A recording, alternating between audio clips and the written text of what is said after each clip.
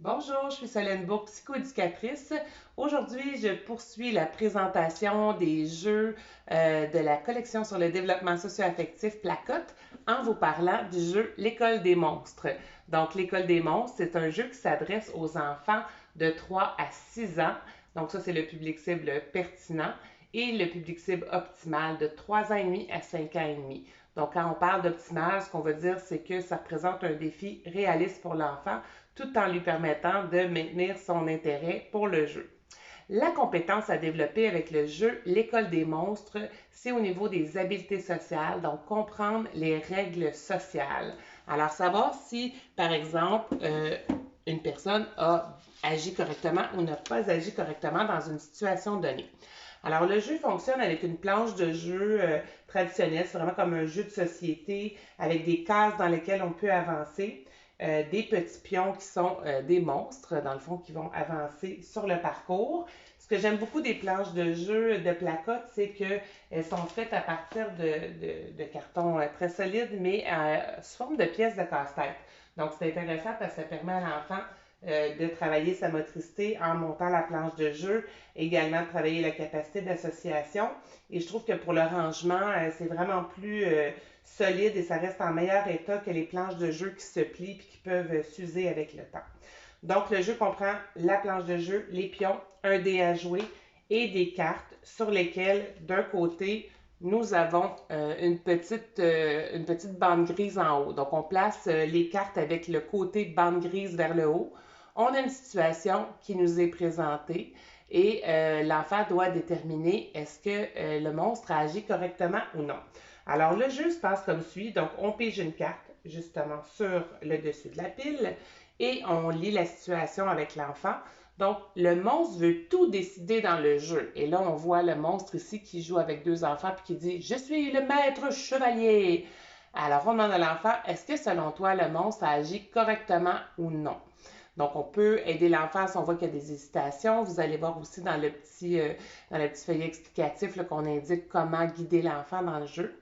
Donc, l'enfant, par exemple, s'il dit le comportement non, il n'a pas agi correctement, on peut retourner la carte et en effet, on voit le petit pouce en bas qui nous dit que c'est un comportement qui n'est pas socialement acceptable. Et avec la petite bande rouge, donc qui nous dit ça aussi que c'était il n'a pas agi correctement. Et on voit l'impact de ce comportement-là. Donc, les enfants n'ont pas de plaisir à jouer avec le monstre. Non, tu ne décides pas tout. Alors, non seulement ça nous fait voir si la situation elle est correcte ou non, mais à l'endos, ça fait voir l'impact de la situation. Si on prend par exemple euh, un comportement qui serait acceptable, ici on a la petite bande grise avec le monstre félicite son ami d'avoir gagné au jeu. On sait que des fois pour les enfants c'est difficile de réagir là, quand une autre personne va gagner puis eux ont perdu. Donc si l'enfant dit oui, c'est un comportement correct, quand on retourne, on voit la petite bande verte ainsi que le pouce en haut qui nous dit que le comportement du monstre, il a agi correctement. Et on voit la petite fille qui dit merci. Donc, on voit l'impact positif également du geste. Alors, une fois que l'enfant, par exemple, a tourné sa carte, si le monstre a bien agi, il peut retourner le dé et il va avancer son pion du nombre de cases sur le dé. Donc, 1, 2, 3, 4 et ainsi de suite. Donc, en fait, le plus de monstres qui ont agi correctement qu'on pige, c'est vraiment une question d'hasard, le plus qu'on a de possibilités de faire avancer notre pion. Et quand on arrive au bout, on peut avoir un magnifique petit diplôme de félicitations au monstre et à son dresseur. Donc, on peut colorier le monstre. Tout ça, ça nous fait un petit diplôme pour le monstre qui finalement a fait preuve de bonnes habiletés sociales.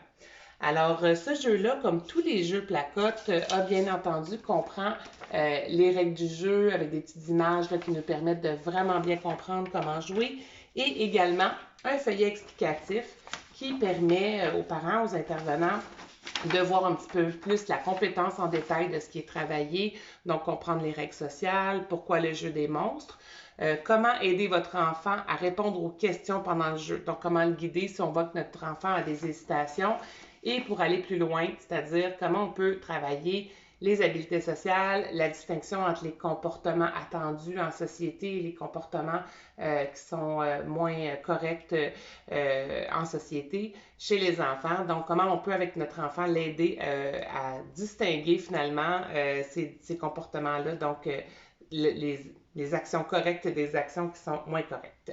Voilà pour ça. Donc, j'espère que cette petite présentation-là vous aura permis de connaître un petit peu mieux le jeu L'école des monstres. Et demain, ce sera le dernier jeu qui est Oli Wistiti que je vais présenter. Donc, ça va clore demain notre semaine de présentation des jeux placotes sur le développement socio-affectif. Sur ce, bonne journée tout le monde et à demain!